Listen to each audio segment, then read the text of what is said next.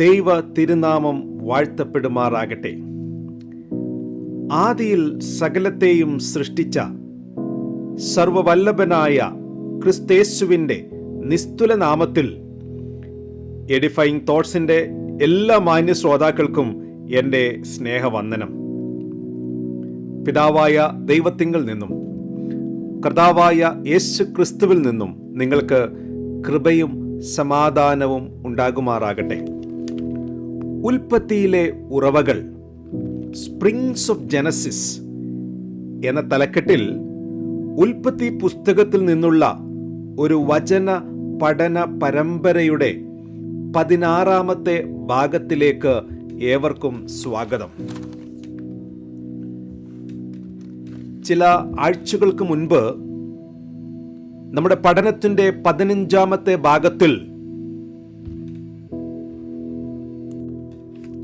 ദൈവത്തിൻ്റെ പുത്രന്മാരും മനുഷ്യരുടെ പുത്രിമാരും എന്നുള്ള ഉൽപ്പത്തി പുസ്തകം 6-ാം അധ്യായത്തിലെ പ്രതിപാദ്യ വിഷയത്തിൻ്റെ ആത്മീകമായിരിക്കുന്ന അർത്ഥമാണ് നാം ചിന്തിക്കുവാനായിട്ട് ഇടയായിത്തീർന്നത്. 15-ാമത്തെ വചന പഠന ക്ലാസ്സിൽ പഴയ നിയമത്തിലൂടെ നാം കടന്നുപോയി ദൈവത്തിൻ്റെ പുത്രന്മാർ എന്ന് പറഞ്ഞാൽ എന്താണ് അർത്ഥമാക്കുന്നത് എന്ന് ചിന്തിക്കുവാനായിട്ട് ഇടയായിത്തീർന്നു. കർത്താവിൽ ശരണപ്പെട്ടുകൊണ്ട് ഈ 16-ാമത്തെ ഭാഗത്തിൽ അതിൻ്റെ തുടർമാനമായി പുതിയ നിയമത്തിൽ ദൈവത്തിൻ്റെ പുത്രന്മാർ എന്നുള്ളതായിരിക്കുന്ന ആ പ്രയോഗം മനസ്സിലാക്കുവാൻ ഉതകുന്നതായിരിക്കുന്ന ചില ചിന്തകളിലേക്ക്, ചില പ്രത്യേകമായിരിക്കുന്ന വചന ഭാഗത്തിലേക്ക് നിങ്ങളുടെ ശ്രദ്ധയെ തിരിക്കുവാൻ ആഗ്രഹിക്കുകയാണ്. പത്രോസ് എഴുതിയ 1-ാം ലേഖനം 3-ാം അധ്യായം അതിൻ്റെ 18 മുതലുള്ള വാക്യങ്ങൾ ഇങ്ങനെയാണ് നാം വായിക്കുന്നത്. ക്രിസ്തുവും നമ്മെ ദൈവത്തോട് അടുപ്പിക്കേണ്ടതിന് നീതിമാനായി നീതി കെട്ടവർക്ക് വേണ്ടി പാപം നിമിത്തം ഒരിക്കൽ കഷ്ടം അനുഭവിച്ചു. ജഡത്തിൽ മരണശിക്ഷ ഏൽക്കുകയും ആത്മാവിൽ ജീവിക്കപ്പെടുകയും ചെയ്തു. ആത്മാവിൽ അവൻ ചെന്ന് പണ്ട് നോഹയുടെ കാലത്ത് പെട്ടകം ഒരുക്കുന്ന സമയം ദൈവം ദീർഘക്ഷമയോടെ കാത്തിരിക്കുമ്പോൾ അനുസരിക്കാത്തവരായി തടവിലുള്ള ആത്മാക്കളോട് പ്രസംഗിച്ചു. ആ പെട്ടകത്തിൽ അല്പജനം എന്ന് വെച്ചാൽ 8 പേർ വെള്ളത്തിൽ കൂടി രക്ഷ പ്രാപിച്ചു. ഇവിടെ അപ്പോസ്തലനായിരിക്കുന്ന പത്രോസ് കർത്താവായ യേശു ക്രിസ്തു തൻ്റെ മരണത്തിനു ശേഷം അവിടെ നമുക്ക് കാണുവാനായിട്ട് കഴിയുന്നത് ആത്മാവിൽ പറുദീസയിലേക്ക് കടന്നു പോകുന്ന ചിത്രമാണ് നമുക്ക് കാണുവാൻ കഴിയുന്നത്. ക്രൂശിലായിരിക്കുമ്പോൾ കർത്താവ് രക്ഷിക്കപ്പെട്ട കള്ളനോട് പറയുവാനായിട്ടിടയായി തീർന്നു, ഇന്നു നീ എന്നോട് കൂടെ പറുദീസയിൽ ഇരിക്കും എന്ന് പറഞ്ഞാൽ കർത്താവിൻ്റെ മരണശേഷം കർത്താവ് ആത്മാവിൽ പറുദീസയിലേക്ക് ഇറങ്ങി ചെല്ലുവാനായിട്ട് ഇടയായി തീർന്നു. അവിടെ വെച്ച് ഒരു പ്രത്യേകമായിരിക്കുന്ന കാര്യം വലിയവനായ കർത്താവായ യേശു ക്രിസ്തു ചെയ്യുവാനായിട്ടിടയായി തീർന്നു. അവിടെ നമുക്ക് കാണുവാനായിട്ട് കഴിയുന്നത് 19-ാം വാക്യത്തിൽ ആത്മാവിൽ അവൻ ചെന്ന് പണ്ട് നോഹയുടെ കാലത്ത് പെട്ടകം ഒരുക്കുന്ന സമയം ദൈവം ദീർഘക്ഷമയോടെ കാത്തിരിക്കുമ്പോൾ അനുസരിക്കാത്തവരായി തടവിലുള്ള ആത്മാക്കളോട് പ്രസംഗിച്ചു. പല ബൈബിൾ തെറ്റായി പഠിപ്പിക്കുന്ന വേദപണ്ഡിതന്മാരും പറയാറുണ്ട്, മരിച്ചതിനു ശേഷവും നമുക്ക് വീണ്ടും സുവിശേഷം കേൾക്കുവാനുള്ള സന്ദർഭം ഉണ്ട്. എന്നാൽ ഇവിടെ കർത്താവായ യേശു ക്രിസ്തു നടത്തിയത് സുവിശേഷത്തിൻ്റെതായിരിക്കുന്ന വിജയത്തിൻ്റെ പ്രൊക്ലമേഷനാണ്, അതിൻ്റെ ഘോഷിക്കലാണ്, പ്രഖ്യാപനമാണ്. അല്ലാതെ സുവിശേഷം പറഞ്ഞ് രക്ഷിക്കപ്പെടുവാനുള്ളതായിരിക്കുന്ന ഒരു അവസരം ഇവിടെ ഒരുക്കിയിട്ടില്ല. യവന ഭാഷയിൽ, ഗ്രീക്ക് ഭാഷയിൽ ഇതിന് പറഞ്ഞിരിക്കുന്ന പദം കെറൂസോ എന്നുള്ളതായിരിക്കുന്ന പദമാണ്.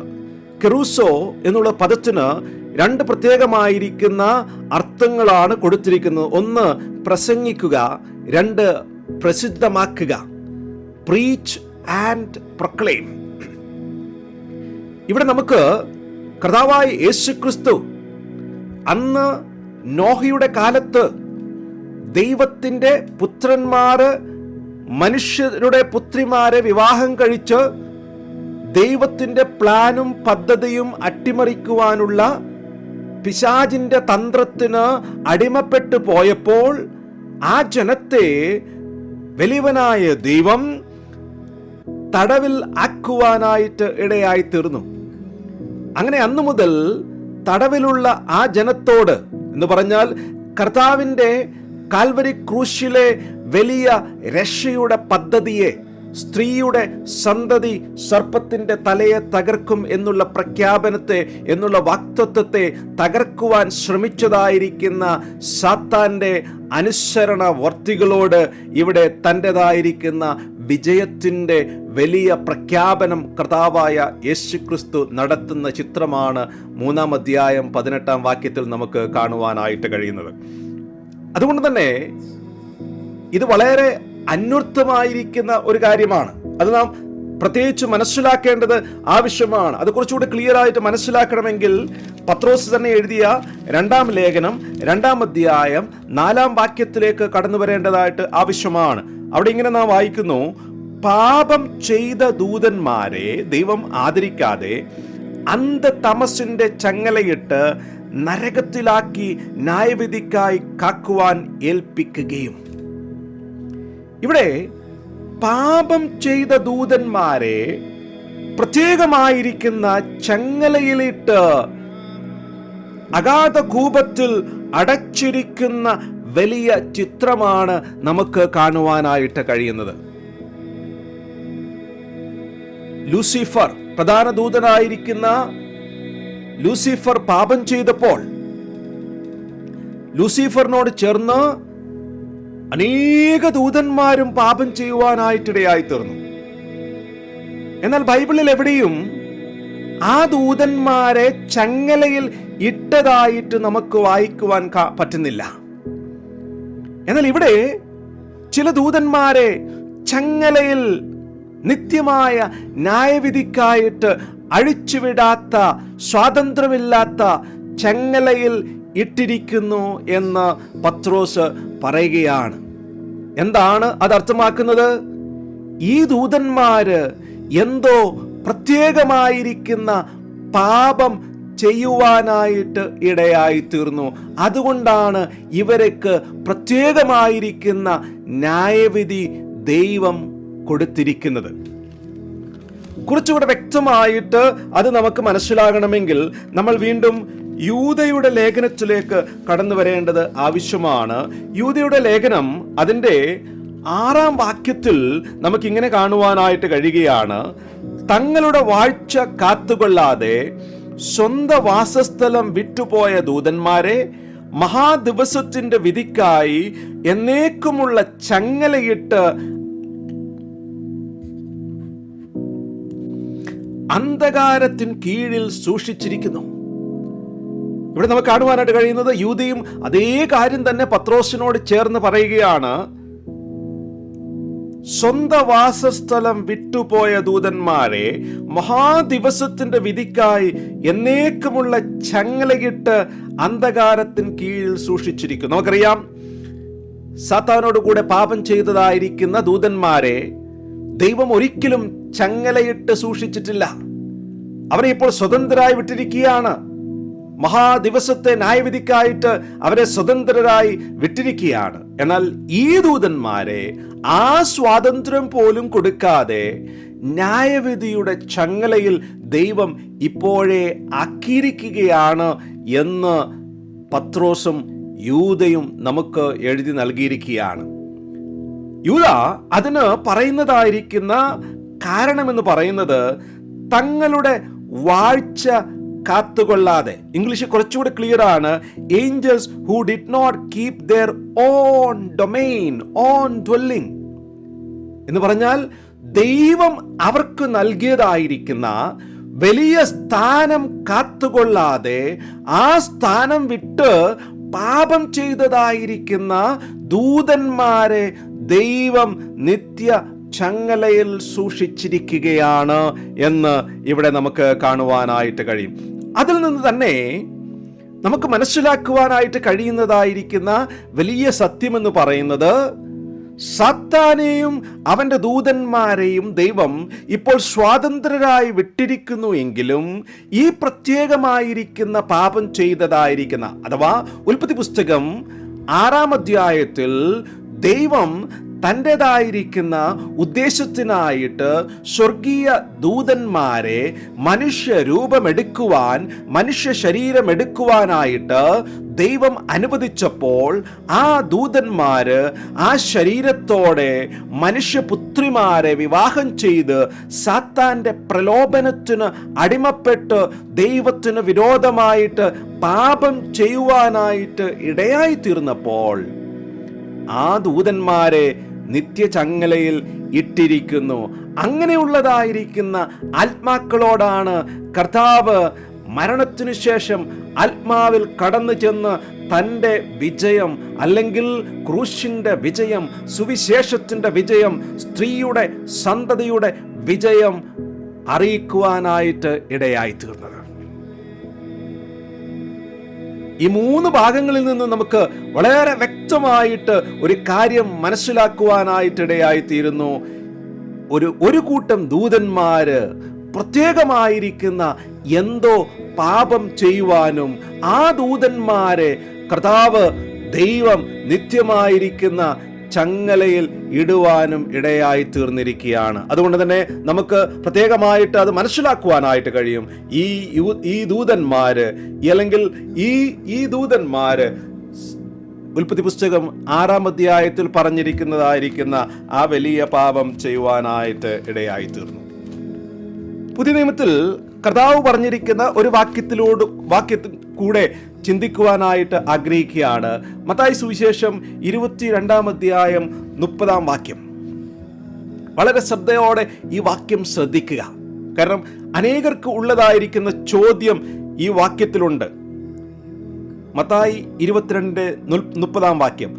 പുനരുത്ഥാനത്തിൽ അവർ വിവാഹം കഴിക്കുന്നില്ല, വിവാഹത്തിന് കൊടുക്കപ്പെടുന്നതുമില്ല, സ്വർഗത്തിലെ ദൂതന്മാരെ പോലെ അത്രേ ആകുന്നു.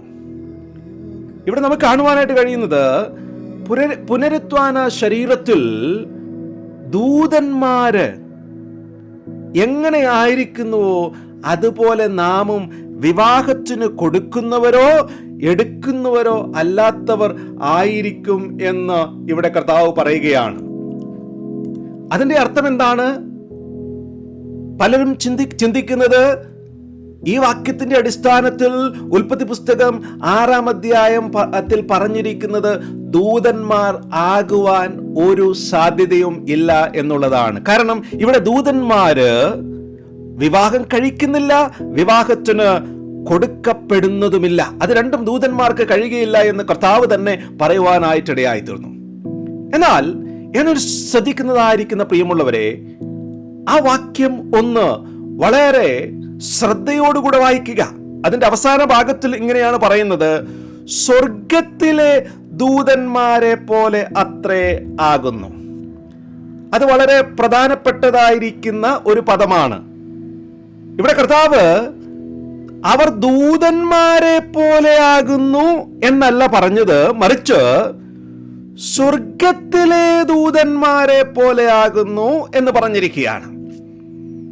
അതൊന്ന് മനസ്സിലാക്കണമേ. അത് മനസ്സിലാക്കേണ്ടത് വളരെ ആവശ്യമാണ്. അല്ലെങ്കിൽ നമ്മുടെ വ്യാഖ്യാനം തെറ്റിപ്പോകുവാനായിട്ട് സാധ്യതയുണ്ട്. ഇവിടെ ഉപയോഗിച്ചിരിക്കുന്ന യവന ഭാഷയിൽ ഉപയോഗിച്ചിരിക്കുന്നത് എൻ ഊറാനോ എന്നുള്ളതായിരിക്കുന്ന പദമാണ്. In heaven. മത്തായി സുവിശേഷത്തിൽ ആ പദം ഉപയോഗിച്ചിരിക്കുന്നത് പിതാവായ ദൈവത്തിനാണ്. ഫാദർ ഇൻ ഹെവൻ, സ്വർഗസ്ഥനായ ഞങ്ങളുടെ പിതാവേ. ഫാദർ ഇൻ ഹെവൻ എന്ന് പറഞ്ഞാൽ ആരും ഒരു നാളും കണ്ടിട്ടില്ലാത്ത മഹത്വമുള്ള പിതാവ്, സ്വർഗത്തിൽ നിന്ന് ഒരിക്കലും ഭൂമിയിലേക്ക് ഇറങ്ങി വരാത്തതായിരിക്കുന്ന പിതാവ്, ആ പിതാവിനെ കുറിച്ചാണ് എൻ ഊറാനോ എന്നുള്ളതായിരിക്കുന്ന പദം മത്തായി സുവിശേഷത്തിൽ ഉപയോഗിച്ചിരിക്കുന്നത്. അതേ പദമാണ് ഇവിടെ ഈ ദൂതന്മാരെ കുറിച്ച് പറയുന്നത്. സ്വർഗത്തിലെ ദൂതന്മാർ. കർത്താവ് വളരെ പെർഫെക്റ്റ് ആയിരിക്കുന്ന ഒരു ടീച്ചറാണ്. മറ്റുള്ളവർക്ക് തൻ്റെതായിരിക്കുന്ന പഠിപ്പിക്കലിൽ, ഉപദേശത്തിൽ ഒരു കുറ്റവും കണ്ടെത്താൻ കർത്താവ് അവസരം കൊടുക്കുകയില്ല. ഇവിടെ കർത്താവ് അവർ ദൂതന്മാരെ പോലെയാകുന്നു എന്ന് പറഞ്ഞാൽ തീർച്ചയായിട്ടും ദൈവവചനം അറിയുന്ന, ഉൽപ്പത്തി പുസ്തകം അറിയുന്ന ഈ യഹൂദന്മാർ ചോദിക്കും, എന്നാൽ എന്തുകൊണ്ടാണ് അന്ന് ദൂതന്മാര് മനുഷ്യപുത്രിമാരെ വിവാഹം ചെയ്തത്? അതുകൊണ്ട് തന്നെ ഉപദേശത്തിൽ പൂർണ്ണനായിരിക്കുന്ന, പഠിപ്പിക്കലിൽ പൂർണ്ണമായിരിക്കുന്ന കർത്താവോട് പറയുകയാണ്, അവർ സ്വർഗത്തിലെ ദൂതന്മാർ എന്ന് പറഞ്ഞാൽ ഒരിക്കലും സ്വർഗം വിടാത്തതായിരിക്കുന്ന, പരിശുദ്ധിയുള്ളതായിരിക്കുന്ന ദൂതന്മാർ. അവർക്ക് വിവാഹത്തിന് കൊടുക്കുവാനോ വിവാഹത്തിന് എടുക്കുവാനോ കഴിയുകയില്ല. ഞാനിങ്ങനെ പറഞ്ഞ് ഇവിടെ നിർത്തുവാനായിട്ട് ആഗ്രഹിക്കുകയാണ്. ദൈവം തൻ്റെ ദൂതന്മാരെ തൻ്റെ ഉദ്ദേശത്തിനായിട്ട് ഈ ഭൂമിയിലേക്ക് അയക്കുവാനായിട്ടിടയായിത്തീർന്നു. അവർക്ക് മനുഷ്യ ശരീരം എടുക്കുവാനുള്ളതായിരിക്കും സ്വാതന്ത്ര്യം നൽകി.